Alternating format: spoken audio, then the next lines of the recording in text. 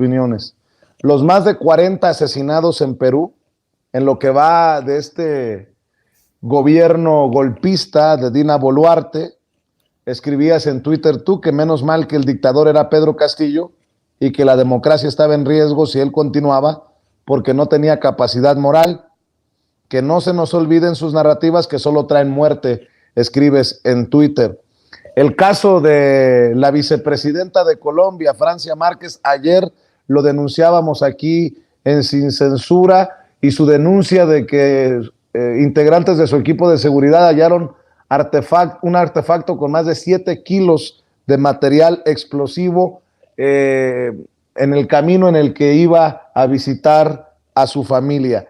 Y obviamente el mensaje que asume Andrés Manuel López Obrador en la conferencia de prensa conjunta de solidaridad a Luis Ignacio Lula da Silva ante el intento de golpe de este pasado fin de semana. Así las cosas en nuestra América Latina, Alina. Mira, yo creo que no es coincidencia, ¿no? El hecho de que todo esto siga ocurriendo hoy que América Latina se ha vestido más de rojo durante los últimos años. No ha habido momento en la historia de este continente en donde tantos gobiernos asumieran progresistas y que fueran democráticamente electos. Estábamos acostumbrados en los 60s, en los 70s a estos movimientos guerrilleros, ¿no? A esta forma de combatir al imperialismo estadounidense, a las oligarquías nacionales, y hoy estamos viendo que a través de las urnas llegan gobiernos de corte progresista, aún si se asumen socialistas, ¿no? Coco de la década de los 90s no ha logrado mermar, ¿no? Se está disipando dentro del electorado latinoamericano y caribeño y están eligiendo cada vez a más gobiernos progresistas, pero en ese sentido la ofensiva ha ido creciendo, la desesperación de la derecha que siempre habla de democracia y de libertad, nuevamente nos hace gala, ¿no? De lo que es capaz. En estos momentos, pues bien lo señalabas, intentaron nuevamente, y digo nuevamente porque recordemos que fue la constante durante la campaña de Francia Márquez y de Gustavo Petro, los intentos de asesinato, las amenazas de muerte, además que no es menor los comentarios clasistas y racistas en contra de una persona, específicamente Francia Márquez, una mujer del Cauca, de Suárez, una de las poblaciones más marginadas históricamente de Colombia, una mujer negra, afrocolombiana, que además madre soltera.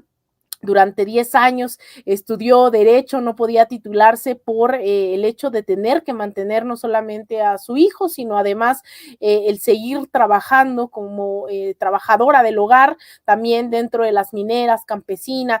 Este perfil evidentemente no entra en la lógica de las oligarquías, en la lógica del uribismo, de un sector ultraconservador, de los más racistas, clasistas y de ultraderecha de todo el continente, me atrevería a decir, incluso del mundo. La ultraderecha colombiana se ha dedicado incluso a articular a las derechas regionales.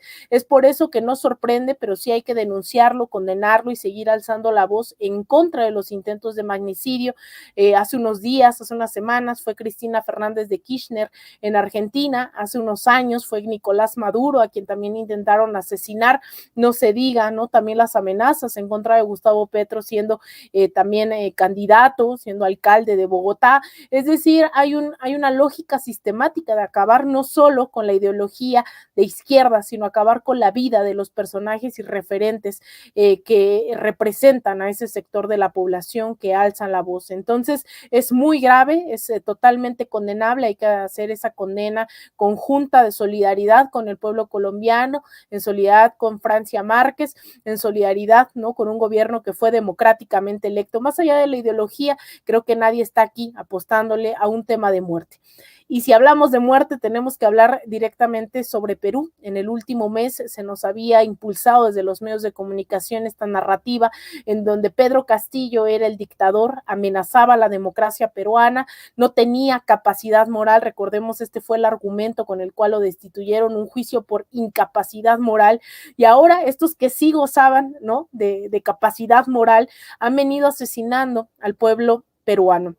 En el último mes han habido más de 40 asesinatos. Simplemente la jornada del día de ayer fueron 17 los asesinados en una protesta en contra del régimen de facto iba a decir de Yanine Áñez, pues no, pareciera Yanine Áñez en Bolivia, pero no, el régimen de Dina Ercilia Boluarte, quien salieron a las calles y decidió pues nuevamente reprimir a la población, incluso perdió la vida un bebé que quedó en medio de las protestas, falleció el bebé, no es el primer caso en menores de edad durante estas jornadas, múltiples jornadas a lo largo y ancho de Perú. Sobre todo cabe resaltar de estos sectores también históricamente olvidados que han salido a las calles a protestar en contra de la dictadura, pues ya van más de 40 muertos. Yo no veo, no sé tú, Vicente, no sé si me he perdido y Twitter no me los ha mostrado, no he visto a Paulina Rubio, no he visto a Maluma, no he visto a Juanes, a todos estos personajes haciendo campaña SOS Perú, me lo sé, insisto, no sé dónde están.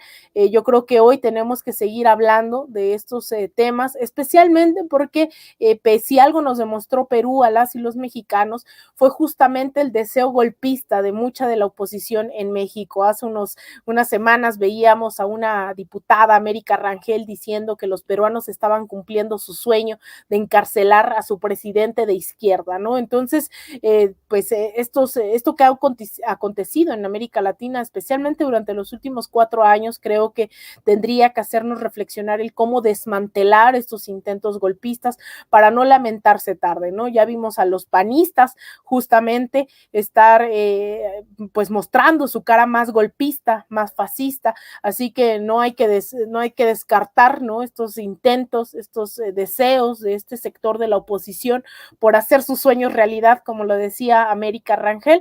Entonces Perú lamentablemente es algo crítico, y para ligarlo a este último tema, Vicente, que es el tema de Brasil, en total descaro, Dina Boluarte decía este domingo que condenaba los actos de violencia que habían ocurrido en Brasilia, el bolsonarismo atacando las principales instancias de gobierno en el distrito capital. Bueno, Dina Ercilia no solo se mordió la lengua, le sangró la cumbre de la hipocresía, se pronuncia en contra de Brasil, mientras por un lado, ¿no?, con una mano tuitea y con la otra reprime y asesina al pueblo peruano. En el caso de Brasil hemos visto ya al menos más de 1,500 detenidos después de lo que vimos el fin de semana, en plena alusión a lo que vimos en el Capitolio aquel 6 de enero del año 2021, una réplica tal cual, no es casualidad, justamente los principales ideólogos del trumpismo, Steve Bannon, están detrás del bolsonarismo, fueron quienes impulsaron nuevamente su campaña a la presidencia hace unos meses. También no es casualidad que Jair Bolsonaro esté en la cuna del fascismo latinoamericano, que es ya Miami, que es Florida en realidad, no Miami, él no está en Miami, pero eso, ¿no? El conectar estos hechos, estas conexiones de la ultraderecha a nivel internacional. Y bueno, en Brasil continúan las movilizaciones. El día de ayer lo que vimos fue una respuesta contundente por parte de organizaciones y movimientos sociales defendiendo su proceso democráticamente electo, defendiendo el gobierno de Lula da Silva, defendiendo sobre todo la democracia. Esto ocurrió también en la Ciudad de México, una pequeña movilización en el Centro Cultural Brasil-México, en la cual, bueno, difundimos a través de redes sociales algunos testimonios justamente reprobando, condenando enérgicamente lo acontecido en Brasil durante los últimos días, pero también en plena solidaridad. Sabemos que esto no va a ser fácil, que una cosa es tomar el gobierno y la otra tomar el poder, y creo que las cosas se van a poner bastante complicadas. No hay que minimizar el hecho de que todos los gobiernos de la región, o la mayoría al menos progresistas, que no son menos, se pronunciaron en solidaridad también con el gobierno de Lula da Silva. Yo no sé si Estados Unidos estaba muy feliz,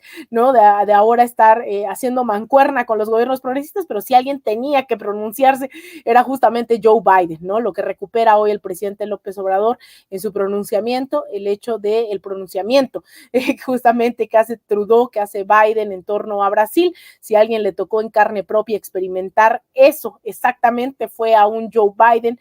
El trumpismo negaba su victoria, entonces bueno, no le quedó de otra, ¿no? Y claramente pues hoy los demócratas han visto la radicalización de un sector de la ultraderecha en Estados Unidos, así que bueno, también estratégicamente pues les ha convenido, ¿no?, tener una posición mucho más de alianzas progresistas que realmente unirse a las derechas regionales.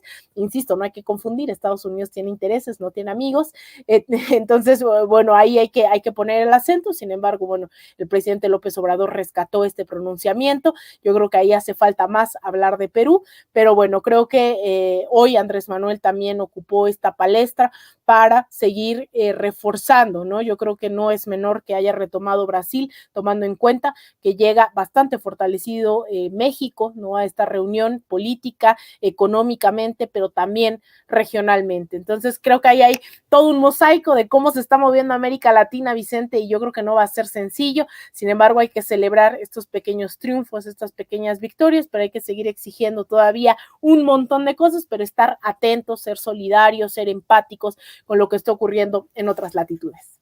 Sigamos desmenuzando estos temas, mi querida Lina. Por lo pronto te pido que descanses.